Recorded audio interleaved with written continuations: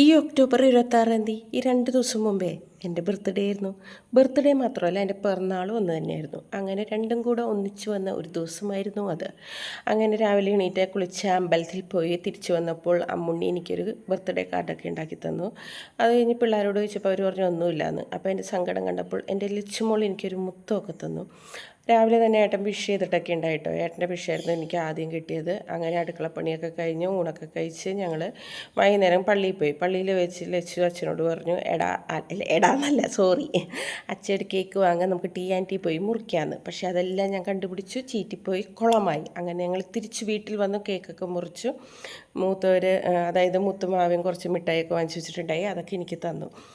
ഞാനൊരു കാര്യം പറയട്ടെ, ഇപ്പോഴും ഞങ്ങളുടെ വീഡിയോസ് കണ്ടിട്ട് ഞങ്ങളെ സബ്സ്ക്രൈബ് ചെയ്യാത്തവരൊക്കെ ഉണ്ടെങ്കിൽ സബ്സ്ക്രൈബ് ചെയ്ത് കമൻറ്റൊക്കെ തന്ന് ഞങ്ങളെ സപ്പോർട്ട് ചെയ്യണം കേട്ടോ.